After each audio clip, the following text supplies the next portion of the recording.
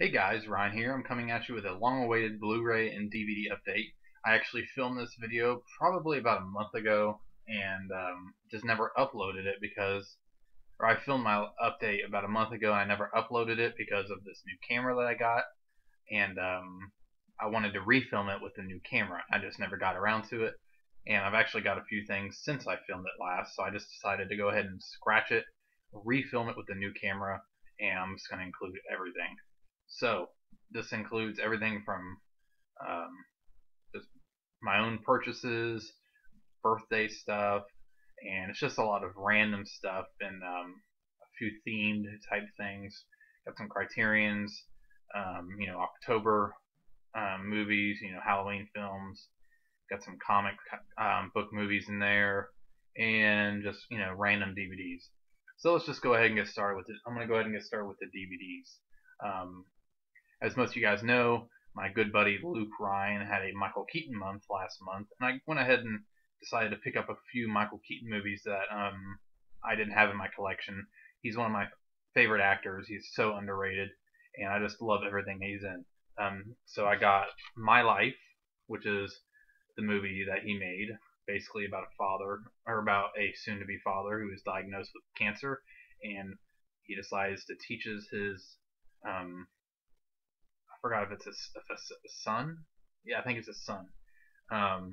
Teaches his son life lessons and everything through videotaping different aspects of his life and who he is. He wants his son to know who his dad was. Meanwhile, he's also discovering himself in this journey. It's very emotional, very powerful movie. Very depressing, but it's satisfying at the same time. And Michael Keaton gives a brilliant performance, and so does Nicole Kidman. But Michael Keaton shines in this movie. The next one is Pacific Heights, starring Melanie Griffith, Matthew Modine, and Michael Keaton. Michael Keaton steals the show in this movie. Basically, it's about Matthew Modine and Melanie Griffith, who are people they just bought their dream house, and in order to afford their dream house, they have to be able to rent out part of it. I mean, it's a big, beautiful home in Pacific Heights, and Michael Keaton is comes across as the perfect renter, and all of a sudden he becomes the worst nightmare. And basically, he uses the law against them and all those laws, the rights that tenants have, and it's just a great kind of throwback Hitchcockian um, thriller. I guess you could say I heard it was dubbed like the yuppie horror film because it's about rich people that are buying a yuppie type house, and it's basically their kind of horror film. It's directed by John Schlesinger, and at least that's how I pronounce his name. I'm sure it's pronounced different. He did Midnight Cowboy and a lot of other great films, and so this movie just works. And Michael Keaton is just so brilliant and so ruthless. So that's that one. The next one is a series that was recommended to me by my pal Luke Ryan, and it is the first season of Eastbound and Down. One of the most hilarious things I've ever seen in my life. I need to pick up seasons 2 and 3, and I know the fourth season is on right now. But I'm gonna wait until I get some money, have some extra money. I'm gonna purchase the rest of the seasons, and yeah, so great. Danny McBride is a genius. All right, the next few things, I'm getting ready to start a John Carpenter director series here on my channel.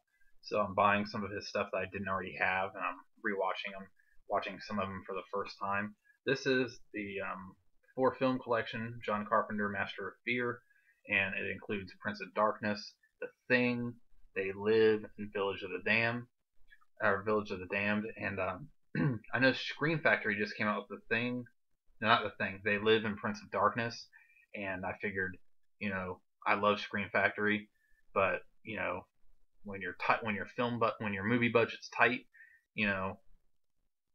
4 movies for $10 instead of paying $20 each for Blu-ray. You know what I mean? It just worked out, and I went ahead and picked this up. I'm eventually gonna get the Scream Factory releases of Prince of Darkness, and especially They Live. But The Thing, They Live, Prince of Darkness, and Village of the Damned are really good John Carpenter films. So And the next one I got is The Fog, a movie that I saw a long time ago and I never really remember it. Saw it again recently. Thought it was one of the most brilliant pieces of work by John Carpenter I've ever seen, and I'm gonna go in depth about this film. Literally, I just thought it was just a straight up masterpiece. It reminded me of I forgot her name, um, but Hitchcock used to, Rebecca and Jamaica Inn, and my wife has a lot of her books. Hold on, my wife has the author's books right here, like right over here. What's her name? Well, that's her name. She did like Rebecca, Jamaica Inn, The Birds, and it's kind of like it's almost like she wrote this movie. It feels like almost just the style of the story and the atmosphere of it, and it's just such a brilliant movie, and I loved it. I cannot believe I didn't remember it, and after all this time, I finally saw it, and I loved it. So I'm gonna give more in depth about it. The next one is Assault on Precinct 13, John Carpenter. Um, Definitely one of the best scores that he ever did, and I think it's one of the best synth scores ever. I mean, nothing in my opinion is ever going to beat A Clockwork Orange when it comes to the score when using a synth machine. But this movie is just brilliant on all levels. Just think Night of the Living Dead mixed with the Warriors mixed with a few other things. I mean, it's Rio Bravo, all the old Howard Hawks westerns mixed in, and this would be a very good movie. All right, next we're gonna go ahead and hit up some Criterions. The first one is Chasing Amy. I'm a big Kevin Smith fan, mainly an old school Kevin Smith, Clerks, Chasing Amy, pre 2000, before he became his works became too like I like movies that are vulgar, but I feel like his quality of film went down. Like Clerks, I consider like a masterpiece. It's one of my favorite films of all time, in my top 10, and yet I didn't like Clerks 2 nearly as much. But Chasing Amy is just a really good movie, and I really enjoy it, especially about the comic book world and stuff, and what it says about relationships, and it's just a cool movie, and it's really hilarious. And Jason Lee gives an awesome performance in this film. It definitely steals the show in every single scene that he's in. The next two are ones I got for $5 each at a store, at a used bookstore. And the first one is Indiscretion of an American Wife and Terminal Station. These are Criterion, and it's two different cuts of the same movie, and it's by I don't know how to pronounce his name, but it's Vittorio De Sica. I think that's how you pronounce his name. Really acclaimed filmmaker. I've seen a lot of his other films. He made this film in collaboration with, who was it? David O. Selznick? Yeah, David O. Selznick. And they both clashed during the making of it. And so there ended up being two cuts, Terminal Station and Indiscretion of an American Wife. Both were pretty much critically panned. Criterion released both of them just to kind of show, and I'll be honest with you, the movie isn't great, but it's cool that they released it, and we're able to learn about what happens when filmmakers and producers clash and what can happen because of it, so on and so forth. It wasn't a stupid movie, but it wasn't the best, and I'm glad I bought it because, I like to, if friends ask me about this kind of topic, I'm like, hey, check this movie out. Look at both versions and see what happens when a producer and a director do not see eye to eye. Both works can suffer because of it, and this is one of those films. There's a lot of beautiful things about the film, but overall, I don't feel like it was a success, and it wasn't what it could have been. So, and the next movie, I'm not even really going to talk about because I did a full video on it, and that's The Life and Death of Colonel Blimp. Got it for $5. And I've done a full video about the next movie, and it's just a straight up Japanese masterpiece, and it's Mizoguchi's Sancho the Bailiff. Whoa. I almost spilt all of them. Spilt all of them as if it's a glass of water. The next one is one that my buddy Tommy, one of my friends, found for me at a thrift store, and he said, down the road I was going to pay him the money for it, and I think he found it for like $5, and it's Magnificent Obsession, and it is basically melodrama at its best. Rock Hudson, Jane Wyman, directed by Douglas Sirk.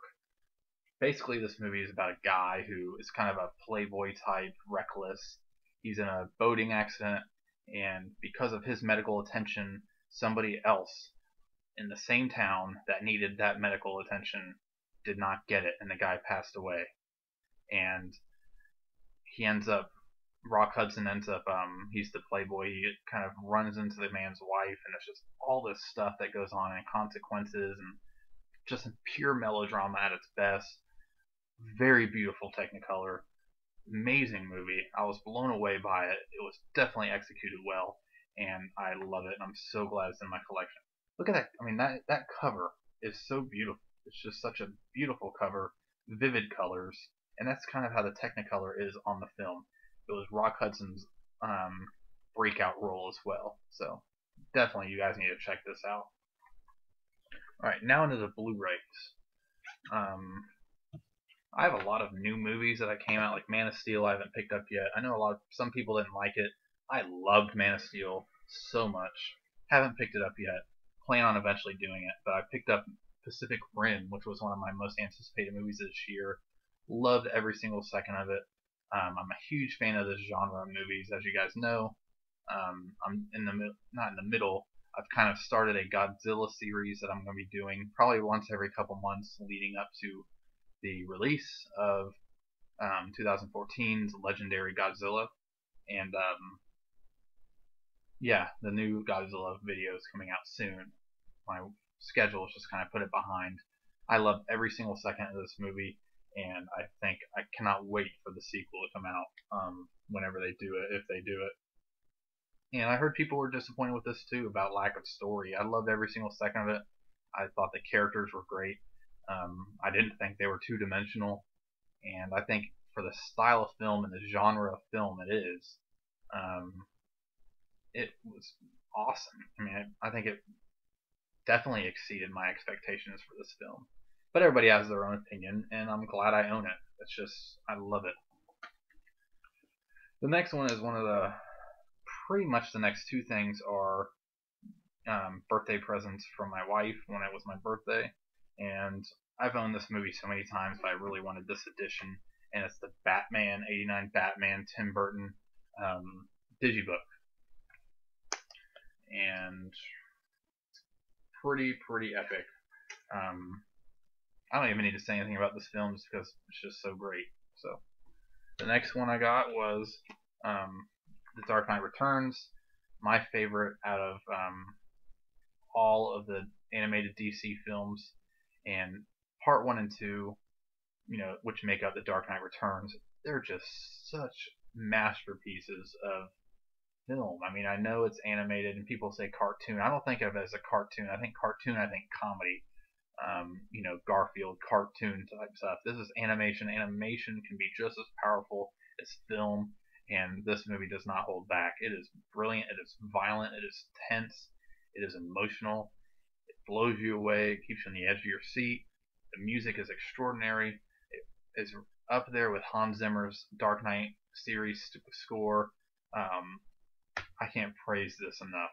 So definitely check that out. The next one I got is Batman Under the Red Hood, which is a great story, by the way. Definitely recommend this. A lot of people have been making videos about these lately, so I'm just going to kind of skip over me explaining them, but I love them.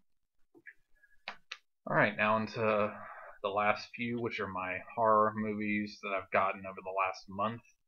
And the first one is the Scream Factory release of Day of the Dead, one of my favorite horror movies of all time. One of the first horror movies I ever saw that got me into horror film, and this edition is just brilliant. Now I own 3 versions of this: a DVD, a 2-disc special edition DVD, and now I own the Scream Factory Blu-ray. I mean, come on, This movie features probably the best gore in a film ever. It was at the pinnacle, in my opinion, of Tom Savini's gore, um, practical gore days. I mean, it is just groundbreaking, and that's what I gotta say about that. And I mean, words can't really explain how awesome this movie is, just for the rawness of it and just the insanity of it. And the fact that it doesn't really show any blood, and it is so disturbing, and it's so good. And it is the Texas Chainsaw Massacre.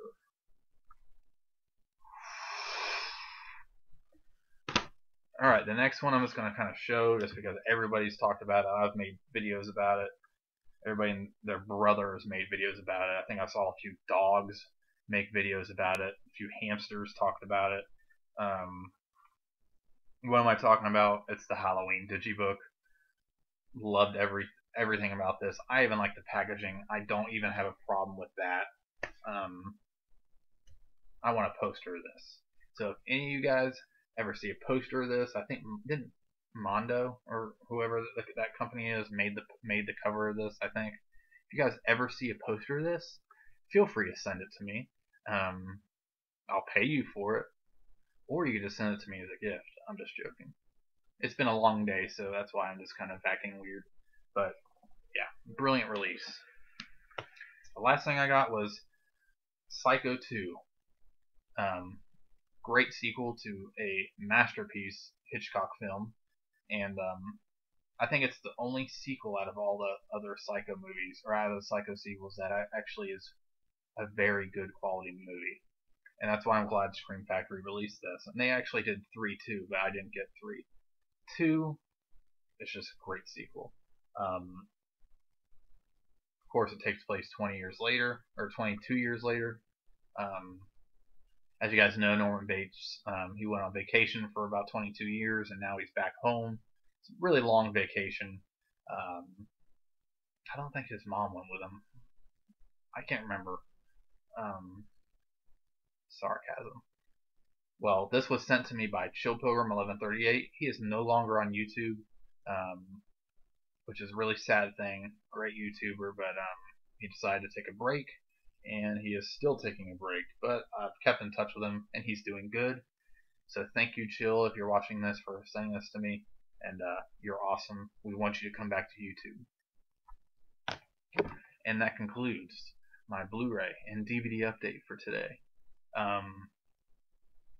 Tomorrow, I think I'm going to do a video tomorrow because I got to